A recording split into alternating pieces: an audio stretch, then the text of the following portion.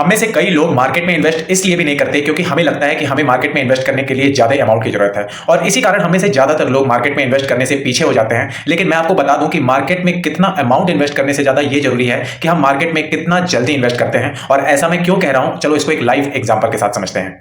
तो दो दोस्त होते हैं, एक का नाम होता है राहुल और दूसरे का नाम आदर्श। दोनों की जॉब लगती है 25-25 हजार रुपए पे 25 साल की उम्र पे, जिसमें से राहुल ये डिसाइड करता है कि वो हर महीने आज से 5,000 रुपए की एसआईपी करेगा अगले 10 साल तक। लेकिन यहां पर आदर्श क्या सोचता है कि यार अभी तो मेरी सैलरी बहुत कम है, जब मेरी सैलरी बढ़ जाएगी तब मैं इन्वेस्टमेंट स्टार्ट करूंगा, अभी तो खाने पीने की उम्र है, तो अभी इन्वेस्टमेंट करने की कोई भी जरूरत नहीं है। अब चलो देखते हैं कि 10 साल बाद राहुल ने जो 5-5 हजार रुपए की एसआईपी की थी उसकी क्या हाल है। तो जो 5-5 हजार रुपए की राहुल ने एसआईपी की थी हर मंथ, वो 15% के रेट के हिसाब से बढ़ता है और 10 साल बाद फाइनली उसका कॉर्पस वैल्यू होता है 13,97,000 रुपए। लेकिन दूसरी साइड जो आदर्श रहता है उसने अभी भी इन्वेस्टमेंट स्टार्ट नहीं की होती है और 10 साल बाद उसकी कॉर्पस वैल्यू होती है 0।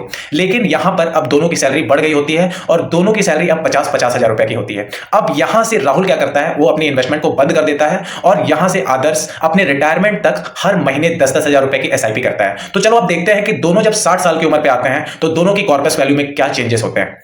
अब आदर्श जिसने 35 साल की उम्र में हर महीने 10,000 रुपए की एसआईपी स्टार्ट कर दी थी, उसने 25 साल तक लगातार 10-10 हजार रुपए की एसआईपी की और एट द एंड जब वो 60 साल का होता है तो उसकी कॉर्पस वैल्यू होती है 3,28,00,000 रुपए। काफी बेहतरीन कॉर्पस। लेकिन दूसरी साइड अगर हम राहुल की बात करें तो उसने सिर्फ 10 साल तक 5-5 हजार रुपए की एसआईपी की थी। तो चलो देख लेते हैं कि उसकी कॉर्पस वैल्यू में क्या चेंजेस आते हैं। तो जिसने 10 साल बाद 5-5 हजार की एसआईपी करने के बाद उसने इन्वेस्टमेंट बंद कर दिया था और बाद में उसने अपने सारी सैलरी को एंजॉय किया, उसकी 60 साल पे कॉर्पस वैल्यू होती है 4,48,00,000 रुपए।